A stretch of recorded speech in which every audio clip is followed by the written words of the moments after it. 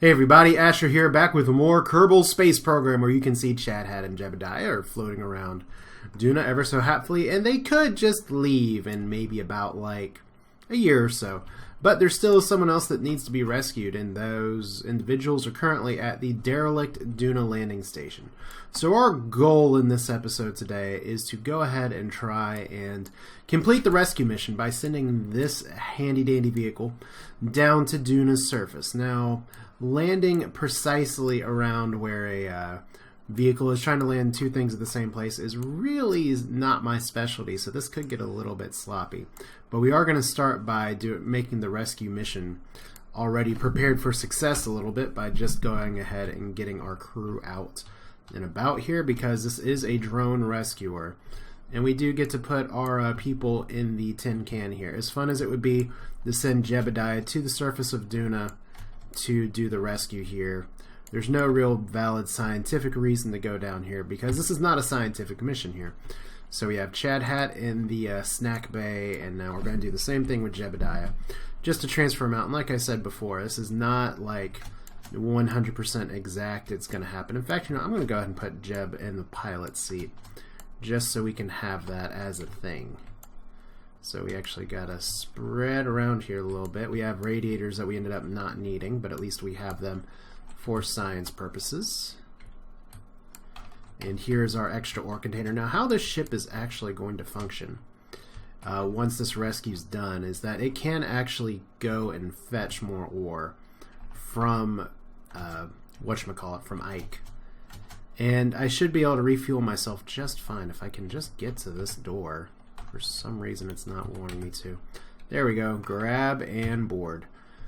So we do now have a pilot in the viewing cupola, and we do have other things, which means this ship is ready to go. Which, if you remember the fuel distribution from last time, we don't have all four things firing here. That was kind of our compromise to make, just to make sure the ship was still functioning. So what we are going to do is, because some of these don't have fuel lines here, we are going to reactivate some of these engines momentarily here. It looks like I am going to have plenty enough fuel to make this work. As fun as it would be to jettison these things, it does have my landing legs. So maybe to shed some dead weight home, that could be it. I did not mean to mouse over the contract there. That always makes it lag a little bit. But you see, I do have some ore. In fact, have I transferred over the ore yet? Can I transfer over the ore? That's a decent question. Alright, so if we're stuck with ore currently on this ship, I guess the first thing to do will just be to, because I thought for some reason, and maybe if I get out and somebody actually goes out there. I guess I didn't know. All the more you know. Well, I guess the first thing we're going to do before this even starts is we're just going to go ahead and start making liquid fuel. The reason that we're going to be making liquid fuel is because that's what these nukes need. So let's just go ahead and ditch all of our remaining ore. Hopefully that'll be enough to, because I don't want this to be so heavy when it lands. So we are going to be going around just a little bit here. We should be able to fill our liquid fuel reserves pretty damn well. Alright, so now how are we doing here? This has plenty of liquid fuel. That has a little too much liquid fuel. But that means, and yes, I don't have action groups on this right here, but now with less ore, there's less weight, so that is kind of step 2. Let's just go ahead and do the transfers like this.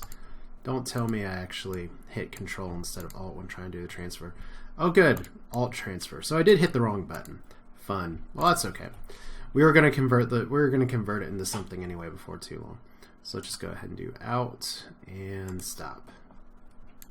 Same for you over here. Out. And this is going to be really important because this liquid fuel is going to be needed to get home. So if we can get more off of the surface of Duna, that'll save us a trip to the other place, to Ike. Because refueling, stuff like this, would be coming from Ike. So that should be all the extra fuel out, except for right here in kind of the central tank. You don't need all of that, so we'll rebalance this later.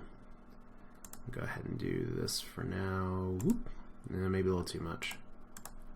We'll do that. Alright, so we do have, I would say we are pretty safe in the amount of fuel that we have to actually get home. In fact, this lander vehicle doesn't even need to go anywhere. In fact, I can just leave it in orbit of Duna when this is all said and done, because this crew hatch has space for 2, this viewing cupola, or this is a hitchhiker, so it should have space for a lot of crew here. In fact, if we look in Chad Hat's IVA right now, there should be 4 seats, and there are 4 seats. So we can get everybody in here. Of course, they have food and not food, and laundry and trash and refuse and rubbish, and that's the wrong button. But all we're going to do now is just do the next big thing, which is we got to start getting our maneuvers in place. And I want to make sure that we get land on daytime on Duna, which is going to be pretty important. We are not in a perfectly equatorial orbit, so we are going to have to figure that out. But let's go ahead and start by just detaching the drone here. So we're just going to undock. Alright. So now we're back to 2 vessels. We do have our rescuer drone, and we do have the other thing. Note that this does have parachutes, but I do only have 1 shot to nail this landing. And we're going to turn on the RCS and go maybe backwards. That's not the backwards button. That's the backwards button. So like I said, we're just going to separate here just a little bit, just to make sure that our ships don't run into each other. Because I do want to go ahead and get my maneuver down pretty far. It looks like I should be able to manage, considering 46 minutes here, 2 hours there, and a very slow rotational period. I should be able to land almost on the afternoon side again. So we will make a few course corrections there, but let's just go ahead and get our vessels moving. They should still be relatively close, but not that close.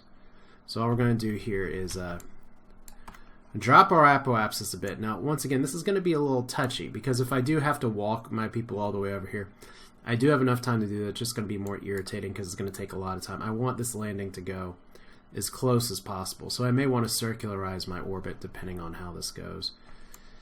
In fact, that is probably going to be a very intrepid idea to go ahead and circularize now, because I think we're actually going to miss the daytime window here. So let's just go ahead. We have the fuel reserves. Let's just make this orbit a circle. At least we should have the fuel reserves. Alright, and look! We're back at Duna. Look, this is only like a click away, pretty much. So there's the actual rescuer. Here's the drone part. The Duna refueler, as it's called, at least in name only. And all you gotta do is a quick rotational maneuver. Once again, it's nice to have these bigger solar panels to get all the electric charge. Gotta keep in mind my daytime too here. The Duna drone station is gonna be passing by Joule. I'm hoping to squeeze that into this episode as well, so at least we can get 1 Joule flyby.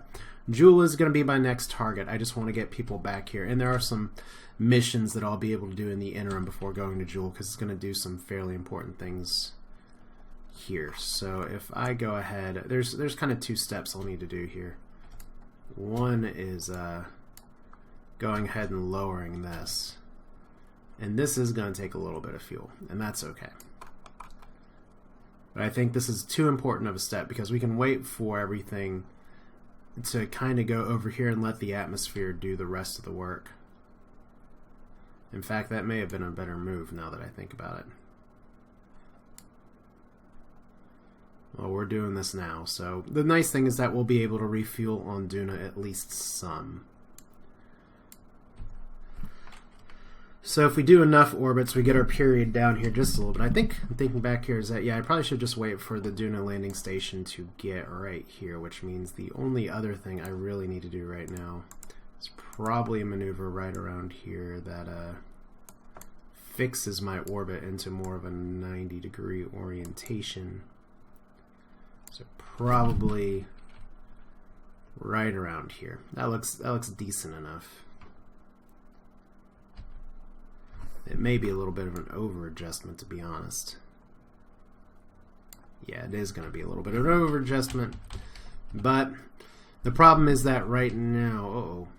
Well, we can do this close enough. The problem with this, or the orbit we currently have, is that it's not 90 degrees. And we kind of need something that's 90 degrees. That is a pretty big fuel budget adjustment. We're not for efficiency today, we're just for rescue. And we've got 2 people back, but I'd love to get 4. Alright, so we're just going to go ahead and ditch the maneuver node, and we're going to eyeball this. Alright, so we want our orbital inclination pretty much be 90 degrees. That should be close enough. We just want to land within the neighborhood of the Duna landing station. Unfortunately, that's going to be a little difficult to manage. And we are going to lose some of our time acceleration as we go around and around the planet. But we still have a periapsis of 80,000, so that's good. But yeah, I think we're going to need to actually switch to the landing station, which will be a good view to look at the station. So here's the derelict landing station. Alstead and Valeria Kerman are doing their thing.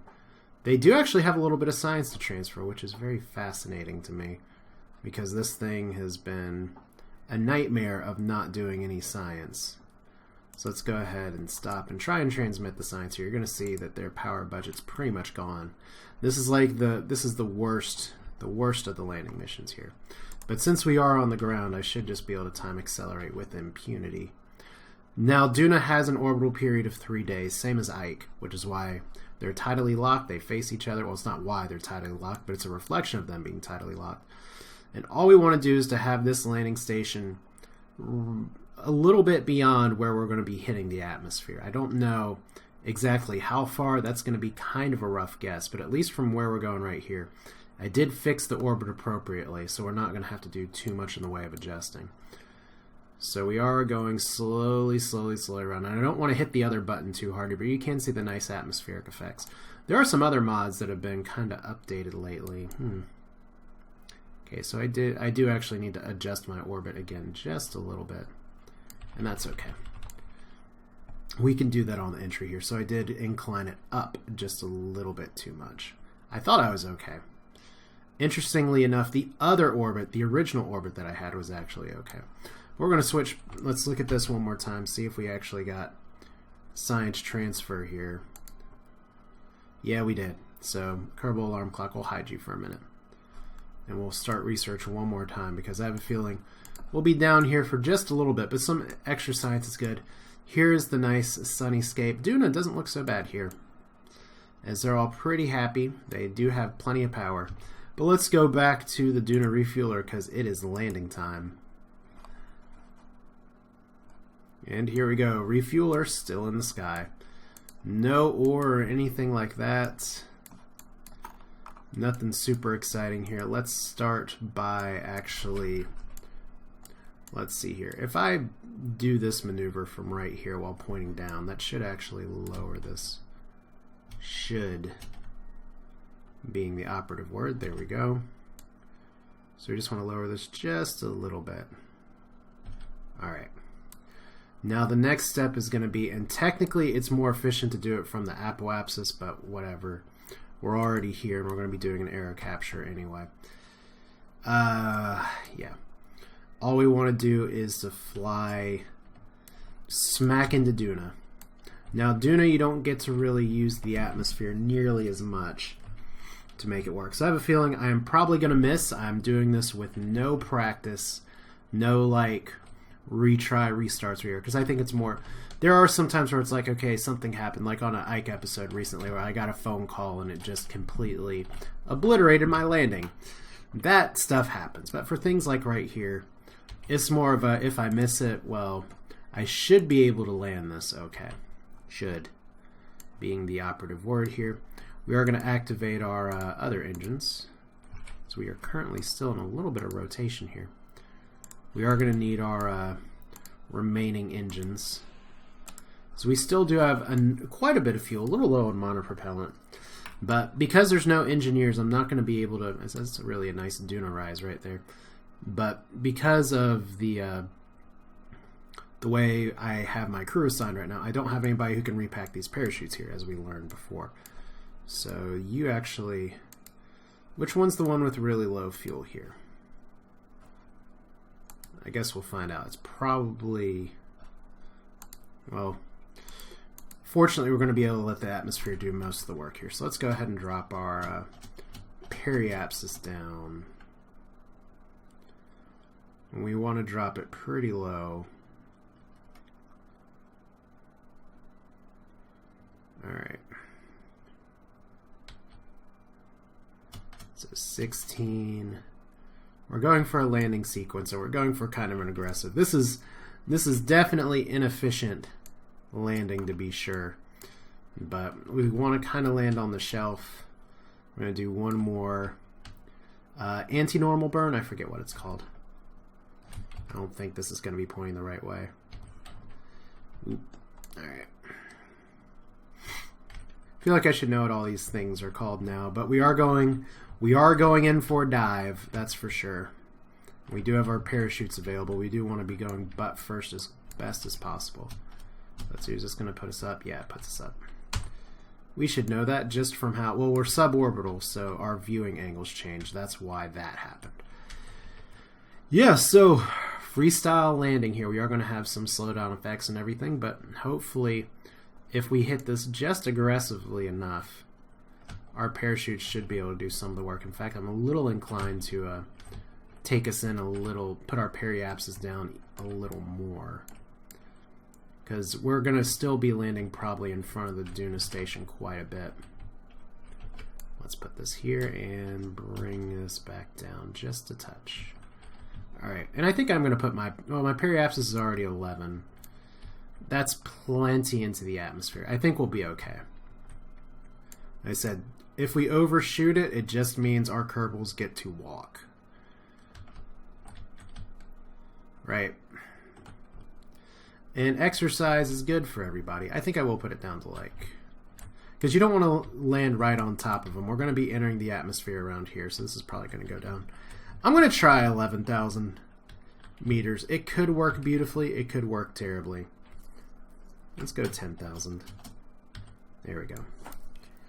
And we're going to quick save, even though we're not going to do a quick load here. If this mission crashes and burns, it just crashes and burns.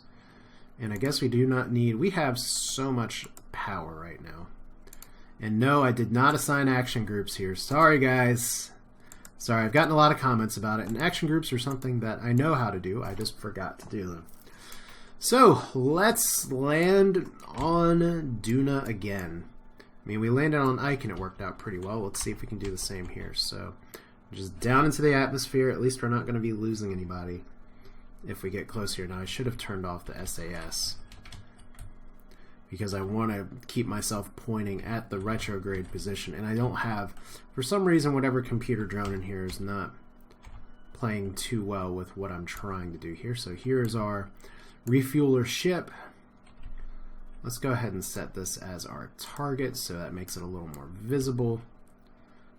And we're not going to be landing directly on it, I hope, but we are now actually in the Duna atmosphere, which is why we are slowing down. In fact, if I remember right, I don't think the atmospheric height for Duna is actually 50,000, but that's where we stopped. So that's a little weird. Let's check the map one more time.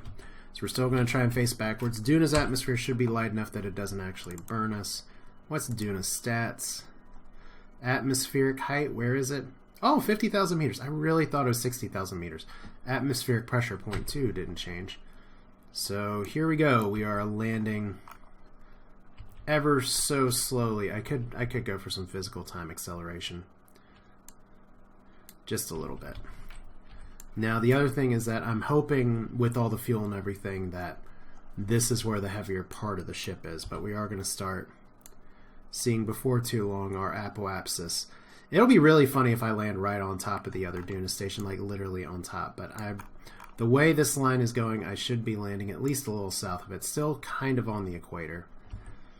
But we have T-minus 4 minutes to landing. We're going to have some hardware deceleration in just a minute, so it's probably going to take a little longer than that. We do have things for parachutes here. It is unsafe to deploy. We know that now. I may just keep SAS on just to keep my ship from tilting so hard. So 30,000 meters. Now when we did the air capture before on the live stream, I think I wanted to keep it at about 17,000 meters just for the very good point of entry that I had here. But really anything below that, you're going to start getting into the planet. And unfortunately with these clouds, it's a little hard to see where exactly we're going. In fact, I may have mistimed this just some if we're already going this far this way. So we may actually have to do some cross-planet hiking for our crew. Or we may have to try a second Duna refueler landing. depending on how this whole mission goes. Because technically, Duna, with a little bit of atmosphere, if I don't fly that fast, I don't really need the parachutes to slow me down very much.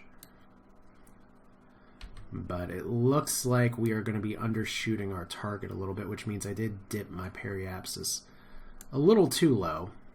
I mean, we're still going at about 1,000 meters per second, and Duna is a little smaller than Kerman. Yeah, there's all those satellite things all around, but still, you know what? It looks like we're on course to actually land, so that's a plus. Here's our ship on fire. And fire tends to slow things down just a little bit.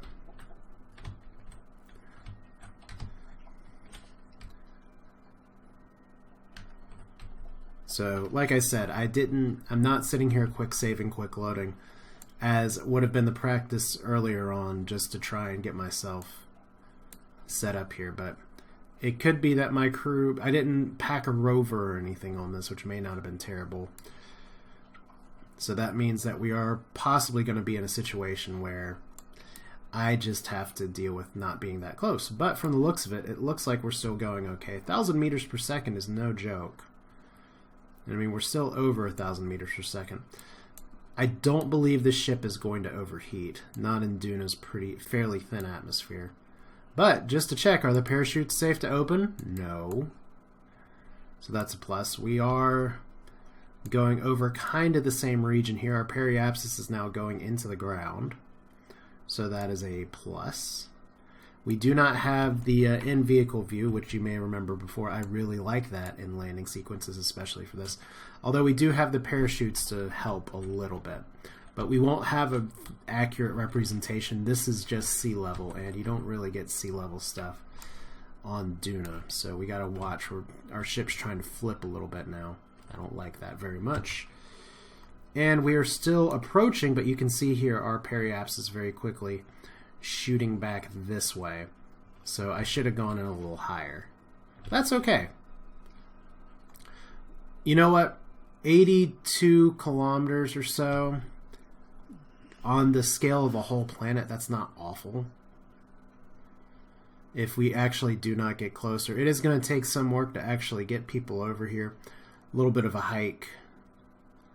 But you can do worse. You can do a lot worse than that. But we're still going at a pretty decent speed, to be honest here. I mean, we are going to undershoot. We're probably going to land right around here, so it'd be great if we could get like within 50, 40, 30. I'm just going to have to watch my altitude here for a while. We're going to be pretty aggressive. It's not safe to deploy the parachutes yet. We want to wait till we get under the clouds. We want to wait till we see the ground scatter. So while we're relatively close, we're not that close. And it's because of the atmospheric, like, there's just a lot of forces at work here. So jettison tank, we are still checking here. I don't have a mod installed that says when it's okay to, but because we're going so fast, we are going to run into some issues until we can slow down our velocity just a little bit. So our ship's no longer on fire, which is to be expected. We have officially undershot our Duna landing station. But you know what, at least we have a rescue here, so considering how long they've been sideways, I think it's going to be okay. As long as we don't crash this straight into the ground. So, wow, everything is now working with the SAS on. And parachutes. How close are we to the ground, I guess is my first question. The answer is 9,000 meters. We're 40 clicks away from there. It's still risky to deploy, so SAS is actually slowing down my system right now. That's interesting. Alright, well, as soon as we start seeing the ground scatter here, which is going to be fairly soon, because this is kind of on a plateau. And we do have some ground down there as well. Yeah, we are going to need to start slowing down here in just a minute. You can see some of the little flicks of ground scatter starting to come into play, as we still are going supersonic speeds here. Which is why parachutes are risky. They may not survive. The atmospheric pressure is pretty good, but we're going to have to start slowing down here. So you guys get a little bit of a hike, but that's okay. As we can see the ground going pretty well here. Let's go ahead and fire the engines. Duna landings are tricky. I have to fire all the way here. Duna landing's very, very tricky here. So still risky to deploy.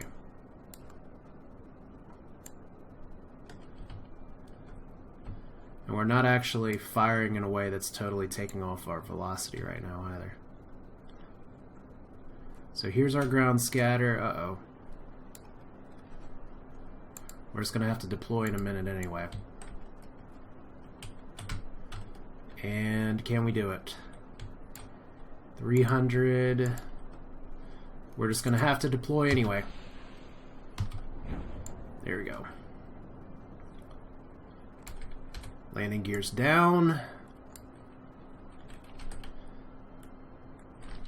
Okay. Well, the good news is that we're kind of in free fall. 24 meters, that's not so bad. That's not so bad at all. So we packed a lot of parachutes. We're on a pretty flat area. Now we are starting to go fairly fast here, so we do want to try and get surface velocity okay. But otherwise, this should be pretty good. Should be. Let's try and slow down our landing here a little bit more towards the end. It looks like we're on just a touch of a slope.